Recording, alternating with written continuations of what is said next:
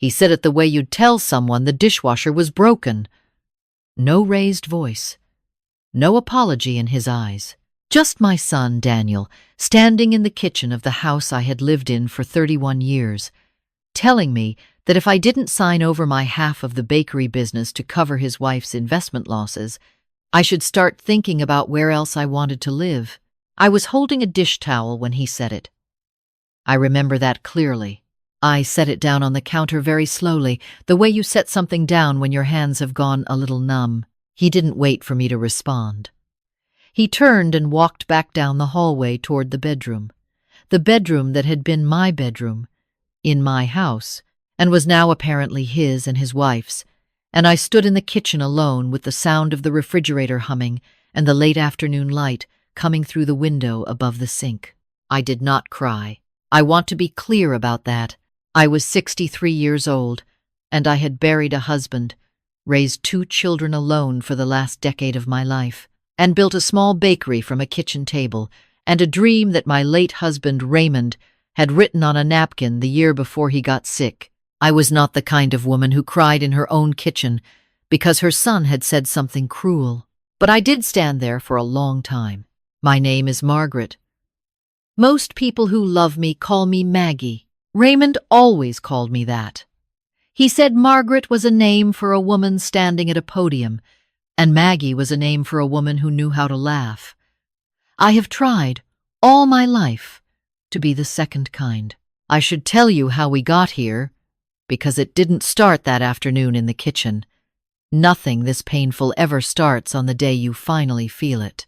Daniel was my younger child.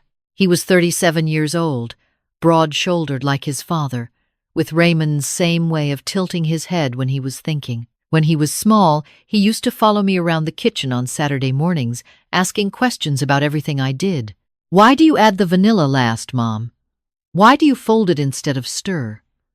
He was curious and gentle, and he made me feel, in those early years, like I was teaching him something worth knowing. He met Vanessa 4 years ago at a conference in Atlanta. She was in finance, something with investment portfolios.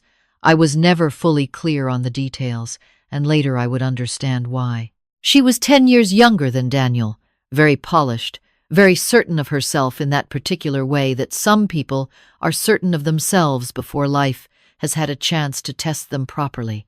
I tried. I want you to know that I genuinely tried with Vanessa. The first Christmas she came to the house, I made her favorite. She had mentioned once that she loved peach cobbler, and I stayed up until 11 at night to make sure it was right. She tasted it, set her fork down, and said it was a little sweet for her. Then she spent most of dinner on her phone. I told myself she was nervous. I told myself she was adjusting. I told myself a great many things over the years that I no longer believe. They got married 18 months after they met. I danced at that wedding. I wore a blue dress that Raymond would have loved, and I danced with my son, and I told him I was happy for him, and in that moment, I meant it. They moved into their own apartment after the wedding, and for about a year, things were manageable. Daniel called on Sundays. Vanessa was polite at holidays, the way a person is polite to someone they consider irrelevant. I ran the bakery. I took my walks in the morning. I missed Raymond, the way I always missed Raymond, in the particular quiet of an empty house. Then the apartment lease ended, and they said they were going to buy something, and the market was difficult, and could they stay with me while they looked? I said yes. Of course I said yes. He was my son. That was 11 months before the afternoon in the kitchen. The first month was fine, the way things are often fine when they are new. Daniel helped me with yard work on weekends. Vanessa organized the pantry without asking, which I didn't love, but I let it go. They were guests, I reminded myself. Temporary guests. By the second month, I noticed things. Small things at first.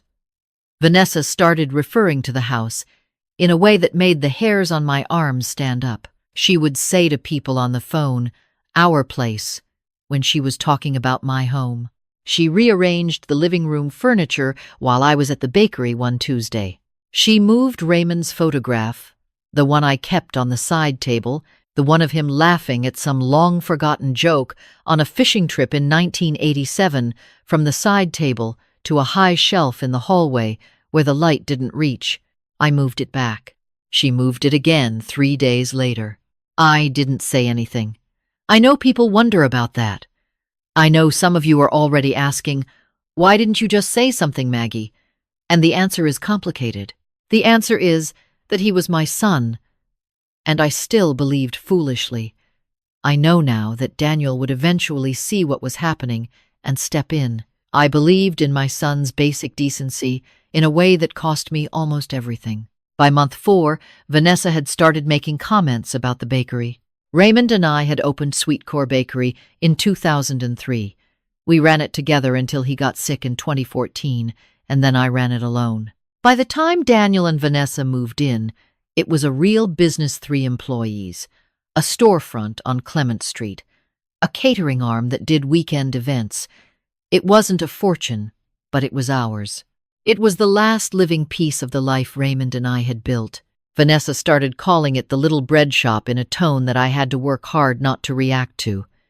She had opinions about the branding. She suggested twice that I should consider selling and investing the capital in something with better returns. I smiled at her both times and said I'd think about it, and then I thought about it for exactly 0 additional seconds. But I noticed. Month 6 is when things got worse in a way that I couldn't rationalize anymore. I came home from the bakery on a Thursday evening to find that Vanessa had taken the spare key I kept in the ceramic bowl by the door, the one I had kept there for emergencies for 15 years, and replaced it with a key to a new lock. A lock I did not have the key to. I stood at my own front door for 4 minutes before Daniel came and let me in. I looked at my son. I said calmly, "Daniel, this is my house." He looked at his shoes for a moment and then said that Vanessa was worried about security and that they'd make me a copy soon. He said soon the way people say things they have no intention of doing. I did not sleep well that night, or the night after. I started paying closer attention. I'm a quiet woman. People sometimes mistake that for passivity, but quiet and passive are not the same thing at all. I was quiet, and I was watching. I found out, through a conversation I was not meant to hear, that Vanessa had made a series of investments over the past 2 years that had gone very badly. She had moved money through 3 different accounts. The total losses, as best as I could piece together from fragments of phone conversations and a document I happened to see on the kitchen table, were somewhere just under $400,000. $400,000. I thought about the cobbler. I thought about the pantry. I thought about Raymond's photograph on the high shelf in the hallway. I thought about $400,000. And I thought about the bakery, which was in both my name and Daniel's name, because Raymond had added Daniel to the business documents in 2010, when Daniel was young, and Raymond was already getting his first headaches and wanted to feel like the future was handled. It had been an act of love. I had never, in all the years since, imagined it becoming a weapon. The request came on a Tuesday. I had come home a little early, around 4 in the afternoon, because one of my employees had covered a longer shift, and I wanted to let her leave on time. I walked into the kitchen to find Daniel already home, standing at the island, and Vanessa sitting at the table with what I can only describe as the expression of a person who has already decided how a conversation is going to end. Daniel told me that Vanessa was dealing with some financial difficulties. He said it was a complicated situation. He said the bakery was an asset that they could leverage, and that if I signed the co-ownership documents over to Vanessa, she would be able to use them to settle the debt and they could start fresh. I looked at him for a moment. Then I looked at her. Then I looked back at him and I said, "Daniel, what are you asking me?" And he said it, clear as anything.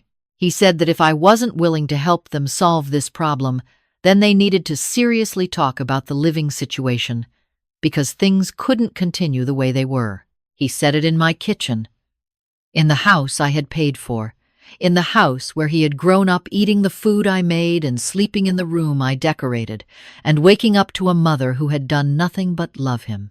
He said the living situation like I was a tenant who had overstayed a welcome I had extended to him. Vanessa didn't say anything.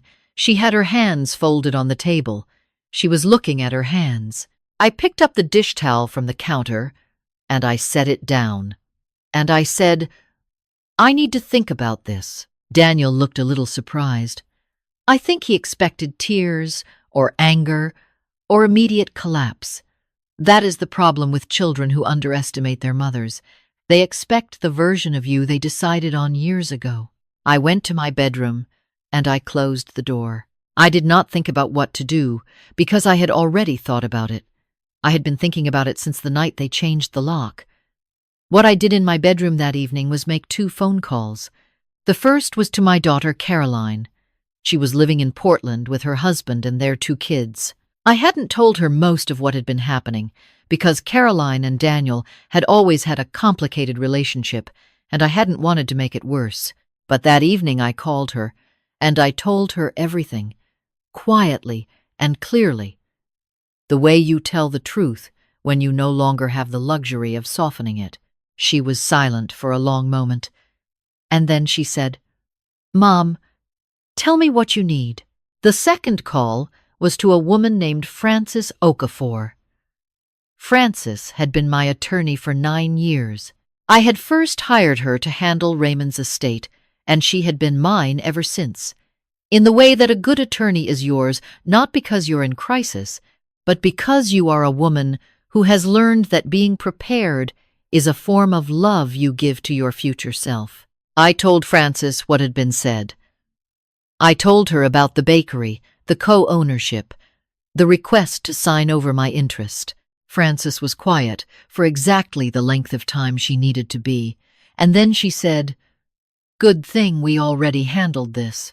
She was referring to something we had done 8 months earlier, not in response to Daniel, but in response to Frances herself, who had sat across from me at her desk after a client seminar on estate planning and said that every woman over 60 who owns a business should have a properly structured trust, and would I please let her draw one up. I had said yes, mostly because Frances has a way of asking that is really a way of telling, and I trust her completely. In that trust, which had been signed and notarized 8 months before Daniel stood in my kitchen and issued his terms, the bakery was held in my name under a revocable living trust. Daniel's name was still on the original business documents, but the controlling interest, the actual ownership structure that mattered, had been reorganized. He had rights to a minor share, as Raymond had intended, but the operational and ownership control was mine, protected, locked. He couldn't take it. He never could have taken it. It was never on the table, even when he thought it was. Frances said she would prepare a formal letter to be sent to Daniel outlining the current legal structure of the business and what it would mean for him to pursue any claim. She said she would also include language about the terms of occupancy in my home, and what the legal definition of a tenant is, and what the eviction process looks like when it goes the other direction. I thanked her. I put down the phone. I sat on the edge of my bed in the quiet. I looked at the photo of Raymond I kept on my nightstand. The same photo. He was laughing, same as always. "All right," I said, out loud to nobody. I started that same night. I didn't rush, and I didn't make a scene. I simply began. I called Caroline back and told her I would be driving up to Portland that weekend. I asked if she had room. She said she had all the room in the world for me. I started pulling things together, not frantically, not the way a person runs, the way a person moves when they know exactly where they are going. Over the next 3 days, I worked at the bakery as normal. I came home, made dinner, watched television. I was pleasant. I was Maggie, just like always. I have always had a good face for difficult things. Raymond used to say I could be in the middle of a hurricane and hand someone a cup of tea without spilling it. On the 3rd night, a Friday, After Daniel and Vanessa had gone to bed, I packed what I needed into 3 boxes and 2 bags and loaded them into my car in 3 quiet trips. Clothes, documents, the tin box from the back of the closet where I kept the things that mattered: Raymond's watch, my mother's ring, the folded napkin with the bakery idea written on it in his handwriting, Raymond's photograph from the nightstand. I wrote a note. Not long. I set it on the kitchen counter, weighed down with the spare key, their spare key, the one I had been given to my own home, to a lock I had not chosen. The note said only, "The letter from my attorney will arrive on Monday. I suggest you read it carefully. I love you, Daniel. I hope you remember who taught you what love looks like." I drove out of my driveway at 6:15 in the morning while the street was still quiet. I didn't look in the rearview mirror when I reached the end of the block. That is not a cinematic choice or a symbol. I simply didn't need to. I had already seen everything I needed to see in that house. I drove 9 hours to Portland. Caroline met me at the door. She held me for a long time without saying anything, and then she brought me inside and made coffee, and we sat at her kitchen table, and I cried for about 20 minutes, the good kind of crying that is really just everything coming loose that has been held too tight. I slept for 11 hours that night, the first real sleep I had had in months. The letter from Francis arrived at the house on Monday, as promised. Daniel called me that same afternoon. I let it go to voicemail. Then I listened. He sounded different than I expected. Younger, somehow. Like the 11-month-old voice he'd been using with me had slipped, and underneath it was someone who was genuinely scared and genuinely sorry, or beginning to be. He said he needed to talk to me. He said Francis's letter had made things very clear. He said quietly, near the end of the message, that he wasn't sure when he had stopped being the person I raised him to be. That last part cost him something. I could hear it. I did not call him back that day. I sat in Caroline's backyard in a lawn chair with a cup of tea and watched her kids play in the yard. And I felt something I hadn't felt in almost a year, which was the specific sensation of being in a place where I was wanted and the air was not full of things unsaid. I called him back on Wednesday. I want to be honest with you about that conversation, because I think the honest version is more useful than the satisfying one.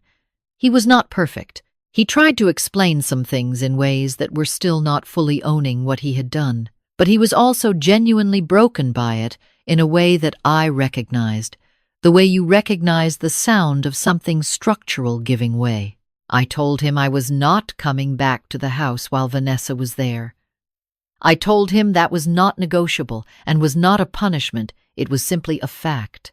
I told him that if he wanted a relationship with me, he needed to begin by understanding that my home was mine, that my business was mine, that my life was mine, and that love is not a debt that children collect on. He was quiet for a long time. Then he said, "How did you plan all of this without me knowing?" I almost laughed. I said, "Daniel, I have been running a business by myself for 10 years. I know how to do things quietly." Vanessa and Daniel moved out of my house 6 weeks later. I know from Caroline, who stays more connected to those details than I do, that Vanessa's financial situation is being handled through a process that does not involve me or my bakery. I know that she and Daniel are still together, though I don't know in what condition.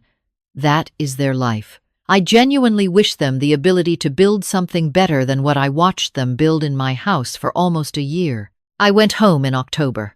Drove back down alone, the same 9 hours. This time with the windows down and a playlist Raymond would have made fun of for being too loud. I walked in the front door. I put Raymond's photograph back on the side table where it belonged, in the light, where I could see him from my chair. I put the kettle on. My home is very quiet in the mornings now, and I have learned again that quiet is not the same thing as empty. The bakery opens at 7. My employees know I like to be there by 6:30, before the ovens have finished their first heat cycle, when the whole building smells like the beginning of something. I didn't fight my son. I didn't raise my voice. I didn't give him the war he had positioned himself for without realizing that's what he was doing. I just left, and I took everything with me that was actually mine, and it turned out, when I looked at it clearly, that everything worth keeping had already been protected. Raymond knew that. He knew it before I did. In that quiet way he had of understanding what the future might need even when the present was still fine. He had sat across from Frances 9 years ago and answered every question she asked with a patience I found almost amusing at the time, because everything seemed fine and I couldn't quite understand why we needed to be so careful. I understand now. Love is not naive. Real love plans.